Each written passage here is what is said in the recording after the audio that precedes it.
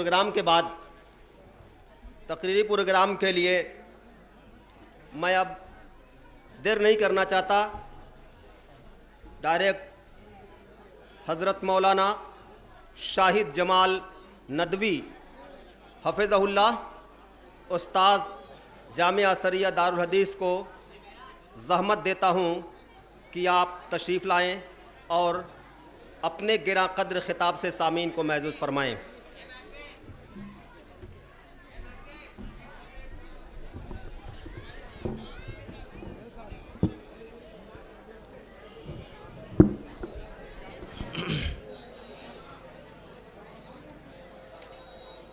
السلام علیکم ورحمۃ اللہ وبرکاتہ۔ الحمد للہ رب العالمین والصلاة والسلام على سید المرسلین وعلى آلہ الطیبین الطاہرین وعلى اصحابہ الغر المیامین ومن تبعهم بإحسان إلى يوم الدين وبعد، فاعوذ باللہ من الشیطان الرجیم، بسم اللہ الرحمن الرحیم۔ وما كان المؤمنون لينفروا كافة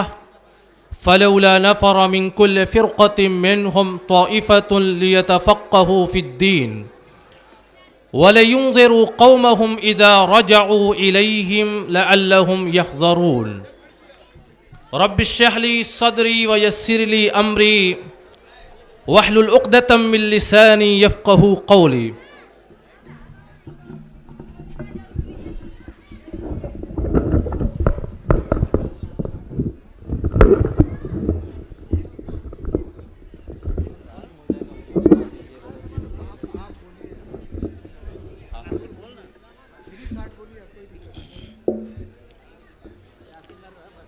رب اشرح لي صدري ويسر لي امري واحلل عقدة من لساني يفقهوا قولي۔ سبحانك لا علم لنا الا ما علمتنا انك انت العليم الحكيم۔ صدر باوقار، استاد گرامی، علماء گرامی قدر، اساتذہ جامعہ، طلبہ جامعہ، بزرگوں، نوجوانوں، سب سے پہلے تو میں مبارکباد پیش کرتا ہوں ان طلباء کو جنہوں نے قرآن کریم کے حفظ کی تکمیل کی ہے اور جنہوں نے درس نظامی کو مکمل کر کے آج فراغت حاصل کی ہے۔ قابل مبارکباد ہیں یہ طلباء بھی، ان کے والدین بھی، اساتذہ جامعہ بھی اور اراکین جامعہ بھی۔ چونکہ آج کی یہ مجلس اور آج کا یہ پروگرام طلباء کے لیے اور اہل علم کی مناسبت سے اور دستار بندی کی مناسبت سے منعقد ہو رہا ہے، مجھے حکم ہوا ہے کہ میں موجودہ دور میں علم کی اہمیت اور اس کی معنویت سے متعلق چند باتیں عرض کروں۔ اسی لیے میں نے قرآن مجید کی ایک آیت کریمہ تلاوت کی ہے، جس آیت کے اندر اللہ تعالی ارشاد فرماتا ہے وَمَا كَانَ الْمُؤْمِنُونَ لِيَنْفِرُوا كَافَّةً، مسلمانوں میں سے تمام مسلمانوں کو سریوں کے اندر اور غزوات کے اندر نہیں جانا چاہیے۔ فَلَوْلَا نَفَرَ مِن كُلِّ فِرْقَةٍ مِّنْهُمْ طَائِفَةٌ، ایسا کیوں نہیں ہوتا کہ مسلمانوں کی جماعتوں میں سے،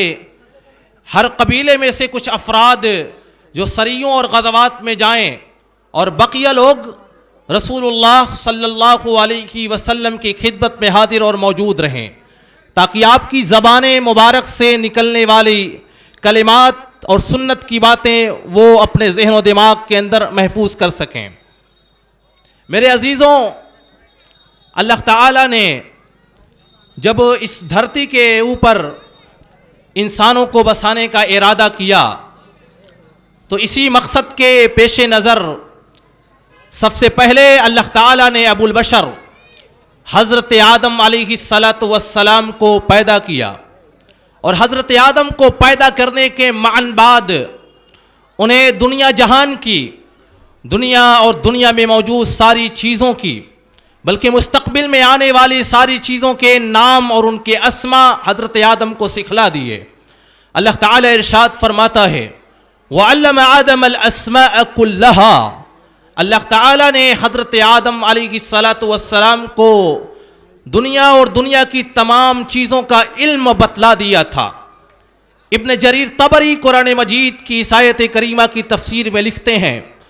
کہ اللہ تعالیٰ نے حضرت آدم علیہ السلام کی ذریت سے پیدا ہونے والے تمام افراد کے اسما اور ان کے نام حضرت آدم کو بتلا دیا اور ان کو سکھلا دیا۔ حضرت عبداللہ ابن عباس رضی اللہ تعالی عنہ قرآن مجید کی اس آیت کریمہ کی تفسیر میں کہتے ہیں کہ اللہ تعالیٰ نے حضرت آدم علیہ السلام کو صرف انسانوں کے نام نہیں بلکہ انسانوں، جناتوں، جانوروں، چوپایوں، چرند و پرند اور حیوانات کی تمام اقسام اور اصناف کو حضرت آدم کے سامنے بیان کر دیا، ان کے اسما، ان کے نام، ان کی صفات، ان کی خصوصیات، ان کی میزات، ان کی ممیزات کو حضرت آدم کے سامنے بیان کر کے ان کو سکھلا دیا۔ اور پھر اس کے بعد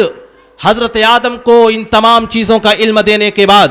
حضرت آدم اور ورسز فرشتوں کے ایک مقابلہ، ایک علمی مذاکرہ منعقد کرایا گیا، اور پھر اللہ تعالیٰ نے اس مذاکرے میں ایک طرف حضرت آدم علیہ السلام اور دوسری طرف فرشتوں کی پوری جماعت، اللہ تعالیٰ نے دنیا جہان کی بہت ساری چیزوں کو ان کے سامنے رکھا اور کہا انبئونی باسماء ہؤلاء، فرشتوں کی جماعت سے اللہ تعالیٰ نے کہا ان چیزوں کے نام تم مجھے بتلاؤ کہ یہ کون سی چیزیں ہیں، ان کے نام کیا ہیں، ان کی صفات کیا ہیں، ان کی خصوصیات کیا ہیں۔ فرشتوں نے کہا سبحانک لا علم لنا الا ما علمتنا، اللہ تیری ذات پاک ہے، ہمیں ان چیزوں کا علم نہیں، ان کے نام کا علم نہیں ہے، ہم تو صرف وہی جانتے ہیں جو تو ہمیں سکھلاتا اور بتلاتا ہے، انک انت العلیم الحکیم۔ پھر اس کے بعد حضرت آدم علیہ السلام کی طرف مخاطب کر کے اللہ تعالیٰ نے کہا یا آدم انبئہم باسمائہم، اے آدم ان فرشتوں کے سامنے ان ساری چیزوں کے نام تم بیان کرو۔ اللہ تعالیٰ نے حضرت آدم کو ان ساری چیزوں کی صفات کا، ان کے اسما کا نام بتلا دیا تھا، ان ساری چیزوں کے اسما اللہ تعالیٰ نے بیان کر دیے تھے۔ چنانچہ حضرت آدم فلما انبأہم باسمائہم، حضرت آدم نے فرشتوں کے سامنے ان ساری چیزوں کو، ان کے نام کو بیان کر دیا، اور اس طریقے سے، اس مذاکرے کے ذریعے سے، اس مباحثے کے ذریعے سے، اس ڈیبیٹ کے ذریعے سے اللہ تعالیٰ نے انسانوں کی افضلیت اور انسانوں کی برتری فرشتوں کے سامنے ظاہر اور باہر کر دی۔ یہ ڈیبیٹ، یہ مذاکرہ، یہ مباحثہ اسی لیے منعقد کرایا گیا تاکہ انسان کی افضلیت اور اس کی برتری کو واضح کر دیا جائے۔ وَلَقَدْ كَرَّمْنَا بَنِي آدَمَ وَحَمَلْنَاهُمْ فِي الْبَرِّ وَالْبَحْرِ وَرَزَقْنَاهُمْ مِنَ الطَّيِّبَاتِ وَفَضَّلْنَاهُمْ عَلَى كَثِيرٍ مِّمَّنْ خَلَقْنَا تَفْضِيلًا، ہم نے انسانوں کو اس کے علم، اس کے عقل کی وجہ سے، اس کی علمی استعدادات اور صلاحیتوں کی بنیاد پر بہت ساری مخلوقات کے اوپر ہم نے فضیلت و برتری دی ہے۔ قرآن مجید کی اس آیت کریمہ کی تفسیر میں وَعَلَّمَ آدَمَ الْأَسْمَاءَ كُلَّهَا کی تفسیر میں امام بخاری نے صحیح البخاری جلد 2 کتاب التفسیر کے اندر حضرت انس بن مالک رضی اللہ تعالی عنہ کی ایک روایت درج کی ہے۔ انس بن مالک رضی اللہ تعالی عنہ فرماتے ہیں یجتمع المؤمنون یوم القیامہ، مومنین میدان قیامت میں رب العالمین کے دربار میں جب حاضر ہوں گے تو وہ آپس میں ایک دوسرے سے گفتگو کریں گے لو استشفعنا الی ربنا، اگر ہم سفارش کے لیے اور شفاعت کے لیے کسی آدمی کا انتخاب کر لیں، کسی نبی کا، کسی بزرگ کا، کسی شخصیت کا انتخاب کریں تاکہ رب کے دربار میں جا کر کے وہ ہمارے لیے شفاعت اور سفارش کریں تو ہمیں محشر کی اس ہولناکی سے نجات مل جائے گی۔ چنانچہ مومنین کی پوری جماعت حضرت آدم علیہ السلام کے سامنے حاضر ہوتی ہے اور آ کر کے کہتی ہے یا آدم، اے آدم علیہ السلام، خلق اللہ بیدک، اللہ تعالیٰ نے بیدہی، اللہ تعالیٰ نے آپ کو اپنے ہاتھوں سے پیدا کیا ہے، وَأَسْجَدَ لَكَ مَلَائِكَتَهُ، اور آپ کے سامنے فرشتوں کو سجدہ ریز کر دیا، تعظیمی اور تکریمی سجدہ کروایا، آپ کے اندر اللہ تعالیٰ نے روح پھونکی، آپ کو بڑی عزت و تعظیم دی، آپ کو جنت کے اندر اللہ تعالیٰ نے ٹھہرایا، اگر آپ ہمارے لیے رب العالمین کے دربار میں شفاعت اور سفارش کریں تو ہمارے لیے محشر کی اس ہولناکی سے نجات مل جائے گی۔ چنانچہ حضرت آدم علیہ الصلاۃ والسلام نے فوراً کہا ائتوا نوحا فإنه اول رسول بعثه اللہ الی الارض، تم لوگ حضرت نوح علیہ الصلاۃ والسلام کے پاس جاؤ، حضرت نوح اس سرزمین کے سب سے پہلے رسول ہیں جن کو اللہ تعالیٰ نے اس دھرتی اور سرزمین پر بھیجا ہے، رسول بنا کر کے بھیجا ہے۔ اس حدیث کو بیان کرنے کا مقصد یہ ہے کہ اللہ تعالیٰ نے حضرت آدم علیہ الصلاۃ والسلام کو حضرت آدم کے بعد آنے والے انبیاء کرام کے نام اور ان کی صفات کو بتلا دیا تھا۔ ایک آدمی اپنے ماقبل کے افراد کا نام اور ان کے بارے میں تفصیلات تاریخ کے حوالے سے جانتا ہے، ایک آدمی اپنے عصر اور زمانے کے افراد کے اسماء اور ان کے نام کو جانتا ہے، لیکن اپنی وفات کے بعد آنے والے افراد کے نام کو کیسے جان سکتا ہے؟ یہ در حقیقت اللہ تعالیٰ نے حضرت آدم کو وہ علم دیا تھا کہ وَعَلَّمَ آدَمَ الْأَسْمَاءَ كُلَّهَا، اللہ تعالیٰ نے حضرت آدم کو ان کے بعد آنے والے انبیاء کرام کے نام بلکہ تمام چیزوں کے اسما بتلا دیا تھا۔ اسی لیے حضرت آدم نے اسی فضل و کمال اور اسی علمی کمالات کی بنیاد پر حضرت آدم نے حضرت نوح کا نام لیا اور کہا ائت نوحا، حالانکہ حضرت نوح حضرت آدم کے بہت بعد میں آئے تھے۔ اس طریقے سے بتانے کا مقصد یہ ہے کہ سب سے پہلے انسان حضرت آدم علیہ الصلاۃ والسلام کو اللہ نے وہ علمی کمال دیا تھا کہ ان کے پاس وہ علمی صلاحیت تھی کہ وہ تمام انبیاء کرام کے نام اپنے بعد میں آنے والے تمام افراد کے اسما اور ان کے ناموں کو جانتے تھے۔ حضرت آدم علیہ الصلاۃ والسلام اور حضرت موسیٰ کے درمیان ایک مرتبہ مباحثہ ہوا تھا۔ صحیح مسلم جلد دوم کی ایک روایت اور حدیث کے راوی حضرت ابو ہریرہ رضی اللہ تعالی عنہ، حضرت ابو ہریرہ فرماتے ہیں احتج آدم و موسیٰ، حضرت آدم اور حضرت موسیٰ کے دوران ایک مناظرہ اور مباحثہ ہوا۔ یہ مباحثہ کہاں ہوا؟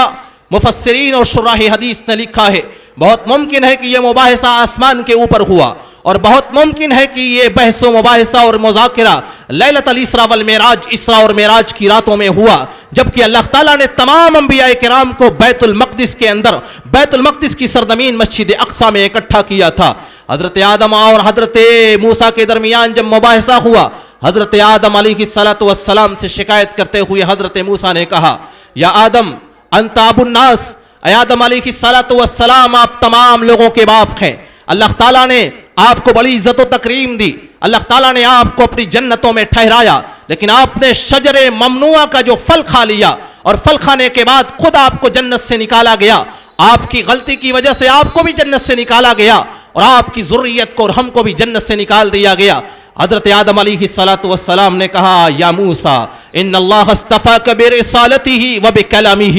اے موسیٰ اللہ تعالیٰ نے آپ کو رسالت کے لیے چنا،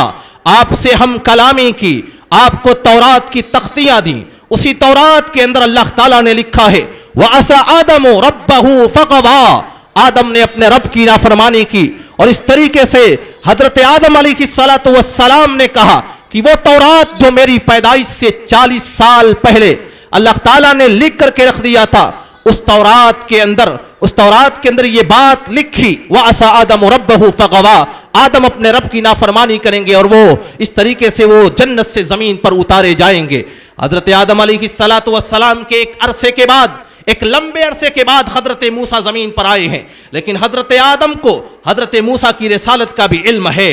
حضرت آدم کو حضرت موسیٰ کے ساتھ اللہ کی ہم کلامی کا علم ہے، حضرت آدم کو تورات کے نزول کا بھی علم ہے، حضرت آدم کو تورات کی الواح کا بھی علم ہے، حضرت آدم کو تورات میں موجود وَعَصَىٰ آدَمُ رَبَّهُ کا بھی علم ہے، کیونکہ وَعَلَّمَ آدَمَ الْأَسْمَاءَ كُلَّهَا، کہ اللہ تعالیٰ نے اول البشر حضرت آدم علیہ الصلاۃ والسلام کو ان کی پیدائش کے بعد اور انسانیت کو اس دھرتی پر وجود دینے سے پہلے ساری چیزوں کا علم دے دیا تھا۔ تو انسانوں کی پہچان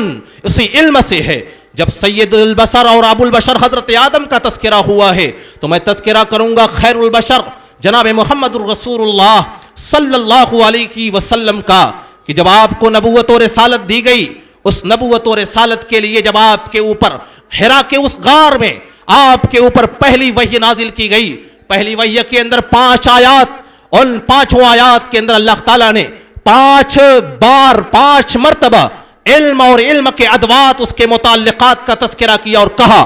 اقرا بسم ربک الذی خلق خلق الانسان من علق اقرا وربک الاکرم الذی علم بالقلم علم الانسان ما لم یعلم۔ دو بار اللہ تعالیٰ نے اقرا کہا، دو بار علم کا تذکرہ کیا، ایک بار قلم کا تذکرہ کیا اور یہ بتلا دیا یہ امت جس دور میں جا رہی ہے، یہ امت جن حالات اور ظروف سے اس کا سامنا ہونا ہے، اس امت کے لیے علم اور عمل ضروری ہے، اسی لیے پہلی آیت کے اندر اقرا نازل کیا۔ اور اس اقرا کے نزول کے بعد جب 23 سال میں نبی پاک صلی اللہ علیہ وسلم کے قلب اطہر پر قرآن کریم کی آیات نازل ہوئی، اس 23 سال کے عرصے میں نبی پاک صلی اللہ علیہ وسلم کے اوپر علوم و فنون کا وہ گنجینہ اور خزینہ نازل کیا گیا کہ تمام تر سابقہ آسمانی کتابوں میں جو اللہ تعالیٰ نے علوم رکھا تھا اور ان کتابوں کے متبعین نے ان علوم کے ساتھ کھلواڑ کیا تھا، تورات کے ساتھ یہودیوں نے تحریف کی، انجیل کے ساتھ عیسائیوں نے کھلواڑ کیا،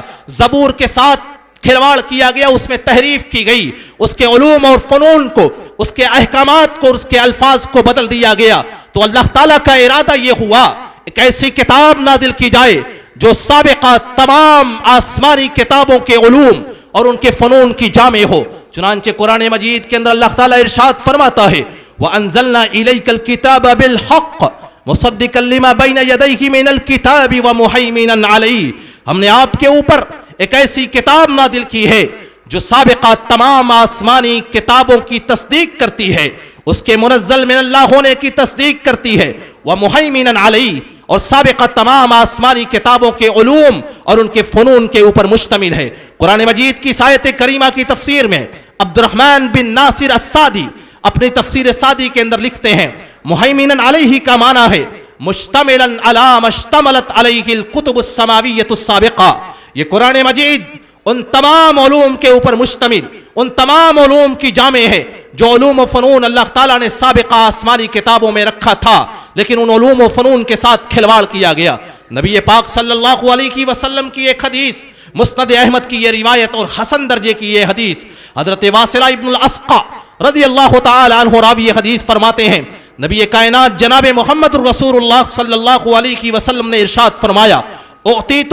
مکان التوراۃ السبع الطوال ومکان الزبور المثانی ومکان الزبور المعین ومکان الانجیل المثانی وفضلت بالمفصل، مجھے تورات کی جگہ پر اس کے علوم اور فنون کی کو شامل کرنے والی سبع طوال 7 ایسی لمبی صورتیں دی گئی ہیں جو قرآن کریم کے بالکل شروع میں ہیں۔ میرے پاس وقت نہیں ہے ورنہ میں پوری تفصیل آپ کے سامنے رکھتا کہ سبع طوال کون کون سی صورتیں ہیں۔ نبی پاک فرماتے ہیں تورات کی جگہ پر تورات کے تمام علوم و فنون کی جامع 7 مجھے صورتیں دی گئیں جو قرآن کے بالکل شروع میں ہے، جنہیں سبع طوال کہا جاتا ہے۔ اور پھر اس کے بعد مجھے انجیل کی جگہ پر معین صورتیں دی گئیں، سورہ یونس سے لے کر کے سورہ شورى تک کی صورتوں کو معون صورت کہا جاتا ہے۔ مجھے انجیل کے بدلے میں، مجھے زبور کے بدلے میں معین صورتیں دی گئیں، اور انجیل کے بدلے میں مجھے مثانی صورتیں دی گئیں۔ مثانی صورتیں قرآن کریم کے اندر سورہ حجرات، مثانی صورتیں قرآن کریم کے اندر سورہ نمل سے لے کر کے سورہ حجرات تک ہیں۔ پھر اس کے بعد رسول پاک فرماتے ہیں وَفُضِّلْتُ بِالْمُفَصَّل، مجھے فضیلت و برتری دی گئی اور مجھے قرآن کے اندر ایسی صورتیں دی گئی جو سابقہ آسمانی کتابوں میں موجود نہیں تھیں، اور مجھے مفصل صورتیں دی گئی۔ مفصل صورتیں شروع ہوتی ہے قرآن کریم کے اندر سورہ قاف سے لے کر کے سورہ ناس تک۔ بتانے کا مقصد یہ ہے یہ قرآن کریم جو نبی پاک صلی اللہ علیہ وسلم پر نازل ہوا سابقہ تمام آسمانی کتابوں کے علوم و فنون کا یہ جامع ہے۔ ان سابقہ آسمانی کتابوں کے ساتھ جو کھلواڑ ہوا، جو تحریف اور تبدیلیاں ہوئیں، اللہ تعالیٰ نے ان کے علوم اور فنون کو قرآن کریم کے اندر جمع کر دیا۔ یہ قرآن کریم صرف سابقہ آسمانی کتابوں کے علوم و فنون کی جامع نہیں، یہ قرآن صرف تھیولوجی، یہ دینیات کی کتاب نہیں ہے، بلکہ قرآن مجید اکنامک، یہ معاشیات اور اقتصادیات کی بھی کتاب ہے۔ یہ قرآن کریم پولیٹکس اور سیاسیات کے اندر بھی رہنمائی کرتی ہے۔ قرآن کریم یہ زولوجی کے بارے میں بھی، علم الحیوانات کے بارے میں بھی بات کرتی ہے۔ قرآن کریم ہمارے سامنے گفتگو کرتا ہے جیولوجی، علم الارضیات کے بارے میں بھی۔ قرآن کریم ہمارے سامنے باتیں رکھتا ہے اسٹرونومی، علم الفلکیات کے بارے میں بھی۔ قرآن کریم ہمارے سامنے سائنس اور میڈیکل سائنس کی بھی باتیں بیان کرتا ہے۔ میں 1-2 مثالیں آپ کے سامنے پیش کروں گا کہ قرآن کریم کی آیات کے اندر اللہ تعالیٰ نے کون کون سے علوم رکھے ہیں۔ اللہ تعالیٰ نے اس قرآن کے اندر تمام علوم اور فنون کا اجمالاً اور اشارتاً تذکرہ کر دیا ہے۔ گرچہ تفصیلات اس کے قرآن کے اندر موجود نہیں ہیں لیکن اشارتاً اور اجمالاً اس کتاب کے اندر وہ سارے علوم و فنون موجود ہیں. سائنسدانوں کی ایک ٹیم جبکہ وہ پودوں کے بارے میں پلانٹس کے بارے میں ریسرچ کر رہی تھی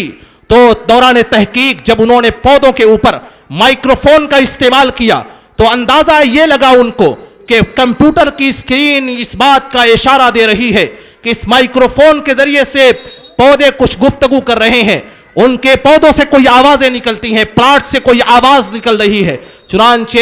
اس آواز کو ریکارڈ کیا گیا, بار بار سننے کی کوشش کی گئی لیکن پوری ٹیم عاجز رہ گئی. آخر پودوں سے نکلنے والی یہ آوازیں کون ہیں, ان کیا ہیں, آخر یہ پودے کون سی گفتگو کرتے ہیں؟ انہی کے درمیان سے ایک مسلم سائنسداں تھا, اس نے کہا میں قرآن کی طرف رجوع کرتا ہوں اور تلاش کرتا ہوں کہ آخر قرآن نے ان پلانٹس کے بارے میں اور پودوں کے بارے میں کیا رہنمائی کی ہے اور کون سی سائنسی باتیں بتائی ہیں. چنانچہ سائنسداں وہ مسلم سائنسداں قرآن کریم کی آیت کریمہ تک پہنچتا ہے. تسبح له السماوات السبع والارض ومن فیہن وان من شیء الا یسبح بحمدہ.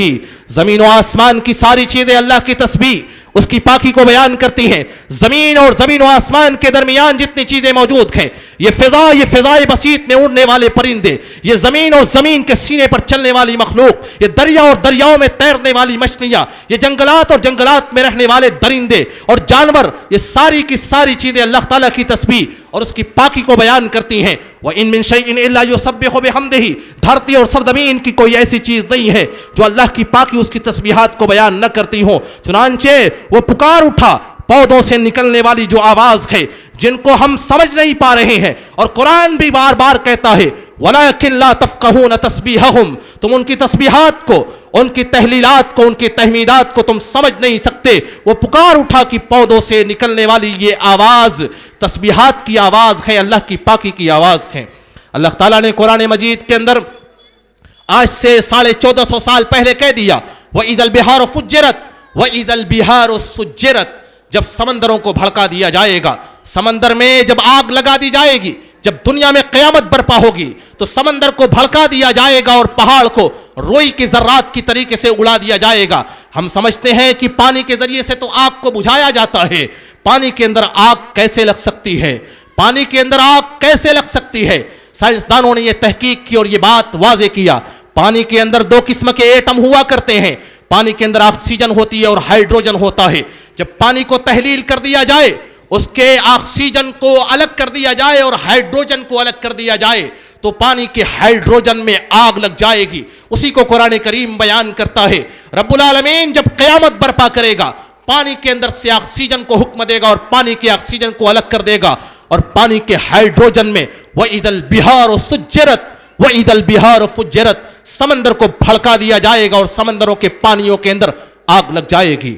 ایک لمبے عرصے تک اور ایک لمبے زمانے تک دنیا یہ سمجھتی تھی کہ درد اور تکلیف انسانی ذہن و دماغ محسوس کرتا ہے, انسانی جسم اور انسانی اعضاء اور انسانی جسم کے اندر موجود کھال اور یہ چمڑی درد کو محسوس نہیں کرتی. لیکن قرآن مجید نے آج سے تقریباً 1400 سال پہلے یہ بات کہی کہ ان الذین کفروا بآیاتنا سوف نصلیہم نارا, جنہوں نے ہماری آیات کا انکار کیا ہم انہیں جہنم کی آگ کے اندر جھونک دیں گے. اور جب جہنم کے اندر ان کو جھونکا جائے گا اور ڈالا جائے گا, کلما نضجت جلودہم بدلنا جلودا غیرہا, اور جب بھی ان کی چمڑی جل کر کے راکھ ہو جائے گی اور خاکستر ہو جائے گی اور صرف گوشت اور ہڈیاں بچیں گی, ہم دوبارہ ان کے جسموں کے اوپر چمڑی چڑھائیں گے, دوبارہ ان کے جسموں کے اوپر دوبارہ چمڑی اور نئی چمڑی لگائیں گے, لیذوقوا العذاب, تاکہ وہ عذاب اور تکلیف کو محسوس کر سکیں. قرآن بیان کرتا ہے کہ تکلیف انسان کی چمڑی اور انسان کی کھال محسوس کرتی ہے. سائنسدانوں نے ابھی کچھ سالوں پہلے یہ تحقیق پیش کی کہ تکلیف محسوس کرنے کا جو مادہ ہے, تکلیف محسوس کرنے کا جو آلہ ہے, وہ انسان کا دماغ نہیں بلکہ انسان کی کھال ہوتی ہے. اور قرآن مجید کئی سالوں پہلے یہ بات بیان کر چکا ہے کہ جب چمڑیاں جل کر کے راکھ ہو جائیں گی پھر انہیں تکلیف محسوس نہیں ہوگی, دوبارہ نئی چمڑی چڑھائی جائے گی, بدلنا جلودا غیرہا. بتانے کا مقصد یہ ہے کہ قرآن کریم جہاں ایک طرف تھیولوجی کو, دینیات کو بیان کرتا ہے, وہیں پر قرآن کریم سائنس کو بھی بیان کرتا ہے. اور اسی قرآن سے استفادہ کر کے 7ویں صدی عیسوی کے بعد مسلم سائنسدانوں نے سائنس کے میدان میں ترقی کی اور سائنس کے اندر اوج ثریا پر پہنچے. مسلم سائنسدانوں نے یونانی تھیوریز کو، وہ یونانی تھیوریز اور سائنسی تھیوریز جو مردہ ہو چکی تھی اور صرف نظریاتی شکل میں تھی، دنیا کی کسی طاقت نے اور دنیا کی کسی قوم نے یونانی تھیوری کو پریکٹیکلی شکل نہیں دی تھی. لیکن مسلم سائنسداں آئے اور 7ویں صدی عیسوی کے اس دورانیہ میں، جبکہ یورپ ڈارک ایج میں تھا، جبکہ یورپ اپنے ظلمت قدے میں تھا اور یورپ تاریکی کی زندگی گزار رہا تھا، جسے دنیا یورپ کا ڈارک ایج کے نام سے جانتی ہے. تقریباً 500-700 صدیوں تک یورپ ظلمتوں میں رہا، تاریکیوں میں رہا. وہاں علمی تاریکی تھی، وہاں جہل کا دبدبا تھا، وہاں کلیسا اور اہل کلیسا کا دبدبا تھا. اس زمانے میں مسلمانوں نے، البیرونی نے، ابو بکر الرازی نے، جابر ابن حیان نے اور کندی نے یونانی جو تھیوریز تھیں ان کو پریکٹیکلی شکل دی اور دنیا کے سامنے سائنس کو تھیوریز اور نظریات سے نکال کر کے اسے پریکٹیکل کا رخ دیا اور دنیا کے سامنے یہ ثابت کر دیا کہ مسلمان اپنے قرآن سے اور یونانی تھیوریز کو اپنے قرآن کے استفادہ کر کے یونانی تھیوریز کو دوبارہ زندہ کر سکتے ہیں، اور مسلمانوں نے زندہ کیا. پھر اس کے بعد دھیرے دھیرے 15ویں صدی عیسوی کے بعد جب مسلمانوں میں زوال آیا اور علمی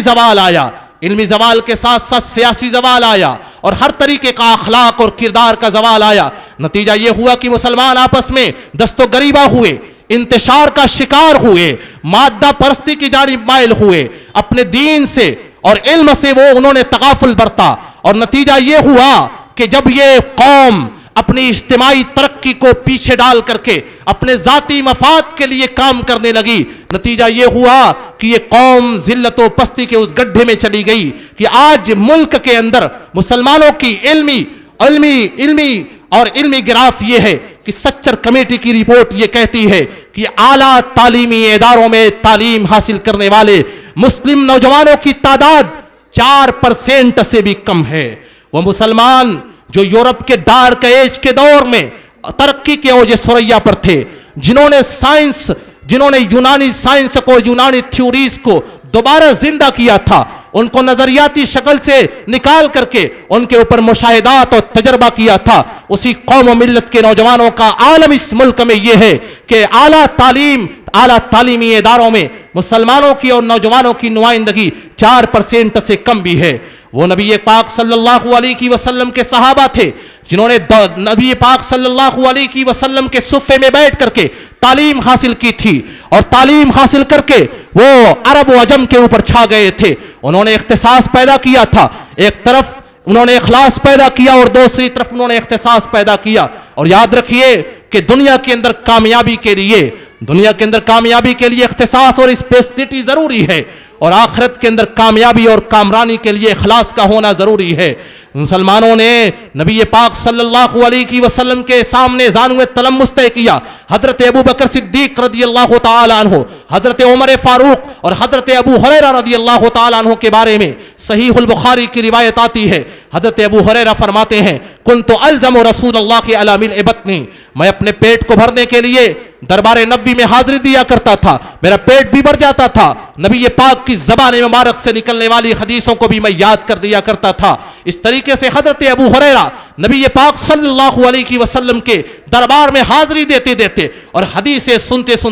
صحابہ کرام کے درمیان مخسرین من الصحابہ، سب سے زیادہ روایت کرنے والے صحابی، تقریباً 5374 روایتوں کے وہ راوی بن گئے. نبی پاک صلی اللہ علیہ وسلم کے اسی صفحہ پر تعلیم حاصل کرنے والے صحابہ کرام نے کتنا اختصاص پیدا کیا تھا. سنن ابن ماجہ کی ایک روایت بیان کر کے میں اپنی بات کو ختم کروں گا. سنن ابن ماجہ کی یہ روایت، اور علامہ البانی نے اس روایت کو صحیح قرار دیا ہے، حضرت انس ابن مالک رضی اللہ تعالی عنہ راوی حدیث ہیں،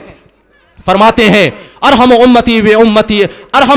علی امتی ابو بکر، میری امت کے اوپر سب سے زیادہ رحم کرنے والے حضرت ابو بکر صدیق، واشدہم فی دین اللہ عمر، اور اللہ کے دین کے معاملے میں سب سے زیادہ سختی برتنے والے حضرت عمر فاروق رضی اللہ تعالی عنہ، واصدقہم حیاء عثمان، اور سب سے زیادہ سچے حیادار مسلمان حضرت عثمان ابن عفان رضی اللہ تعالی عنہ، واقضاہم علی بن ابی طالب، اور قضاء کے اندر سب سے ماہر اختصاص پیدا کرنے والے, اسپیشلٹی پیدا کرنے والے حضرت علی ابن ابی طالب, وعالمهم بالحلال والحرام معاذ بن جبل, اور حلت و حرمت کا, حلال اور حرام کا سب سے زیادہ علم رکھنے والے حضرت معاذ ابن جبل, واقرؤهم ابی بن کعب, قرات کے اور فن قرات کے سب سے ماہر حضرت ابی بن کعب رضی اللہ تعالی عنہ, وافرزهم زید بن ثابت, اور فرائض کے سب سے بڑے جانکار زید ابن ثابت رضی اللہ تعالی عنہ. یہ صحابہ کرام کی وہ جماعت جنہوں نے اپنے اپنے علوم میں اختصاص پیدا کیا تھا,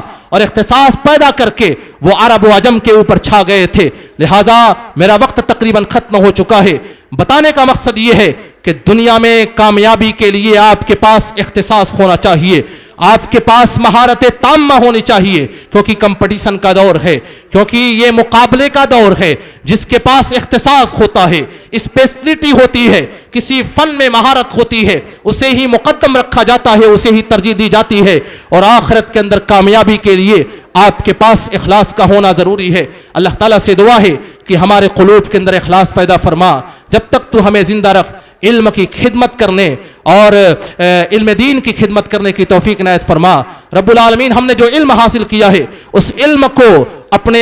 عمل کے سانچے میں ڈھالنے کی توفیق عنایت فرما. آمین. وآخر دعوانا ان الحمدللہ رب العالمین, والسلام علیکم ورحمۃ اللہ وبرکاتہ.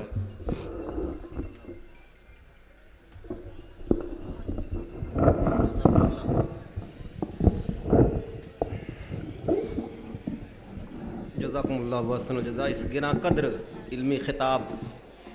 کے بعد